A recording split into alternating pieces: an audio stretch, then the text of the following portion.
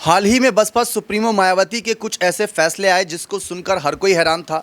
आकाश आनंद को लेकर पहले उनके द्वारा खुद ये खुलासा किया गया कि वह अपनी पत्नी की बातों के बहकावे में आ रहे हैं, अपने ससुर के कहने पर चल रहे थे और उसके बाद मायावती ने उन्हें पहले पद से हटाया, फिर पार्टी से निकाल दिया। तो अब इन्हीं मामलों पर चंद्रशेखर आज़ाद ने सवाल उठाए हैं कि मायावती ने पहले तो खुद अपने घर की बात जनता के बीच बताई, सार्वजनिक तौर पर बात बताई, उसके बाद उन्हें माफ़ किया, फिर उन्हें बड़ों पदों पर जिम्मेदारी दी और अब ये कहा जा रहा है कि कहीं ना कहीं आकाश आनंद पर कुछ प्रतिबंध लगाए हैं, जो आज ही हाल फिलहाल में कह सकते हैं खबरें सामने आई थी, जिसमें मायावती के द्वारा जो ट्वीट किए गए, जो पोस्ट सामने आए थे, वह मैं आपके सामने पढ़ना चाहूँगा। जहाँ पर मायावती कहती हैं कि देश में बीएसपी बहुजन हित की एकमात्र अम्बेडकरवादी पार्टी है तथा पार्टी हित में लोगों पर कार्रवाई करने व पश्चाताप करने पर उन्हें वापस लेने की परंपरा है। इसी क्रम में आकाश आनंद के उतार चढ़ाव व उन्हें मुख्य नेशनल कोऑर्डिनेटर बनाने से बहुत लोगों में बेचैनी स्वाभाविक है। पार्टी को उम्मीद है कि अब आकाश आनंद बाबा साहेब डॉक्टर भीमराव अंबेडकर एवं मान्यवर कांशीराम जी के आत्मसम्मान के कार्रवाई को आगे बढ़ाने व उनके सपनों को साकार करने की जिम्मेदारी पूरी तन्मयता व जी जान से निभाएंगे। पार्टी को अवसरवादी व स्वार्थी लोगों की कतई जरूरत नहीं।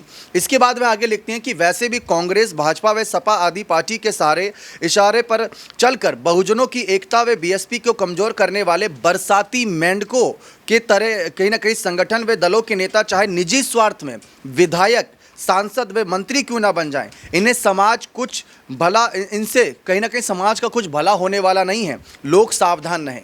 कहीं ना कहीं बरसाती मेंढक और ये कह देना कि विधायक बन जाएं, सांसद बन जाएं, कोई फ़ायदा नहीं होने वाला समाज को। ये इशारा कहीं ना कहीं चंद्रशेखर आज़ाद की तरफ था। चंद्रशेखर आज़ाद से जब इस मामले पर पूछा जाता है तो चंद्रशेखर आज़ाद कहते हैं कि मायावती जी खुलकर कभी मेरा नाम नहीं लेती, तो मैं कैसे इस मामले पर ज़्यादा बात रखूं।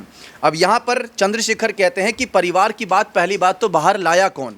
बहन जी ने क्या ये नहीं कहा कि आकाश की पत्नी और ससुर की बात मानते थे? आकाश ने अपनी बात कही तो बहन जी ने उन्हें स्वार्थी, अवसरवादी और अपरिपक्व बता दिया। ऐसा लगा कि ज़बरदस्ती माफ़ी मंगवाकर पद दिया। इसने आकाश का समाज में कहीं ना कहीं मजाक बना दिया। अब यहाँ पर मायावती जी मेरा नाम तो नहीं लेती है, चंद्रशेखर कहते हैं, लेकिन मुझे नहीं पता कि उनके पोस्ट किसके बारे में है। जिन पार्टियों का वे नाम ले रही हैं उनमें से एक सपा के साथ उन्होंने चुनाव लड़ा है, भाजपा के साथ सरकार चलाई है, कांग्रेस को केंद्र और राजस्थान में समर्थन दिया है। तो ये बात चंद्रशेखर के द्वारा रखी गई।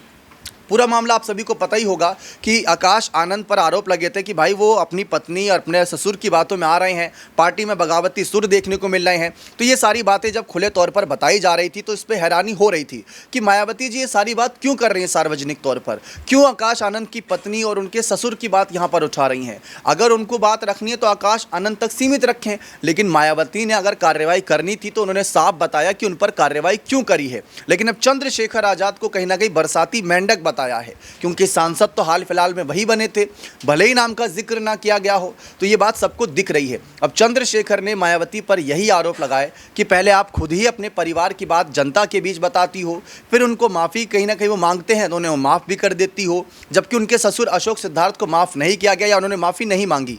तो दोनों में अलग अलग बात झलकती है।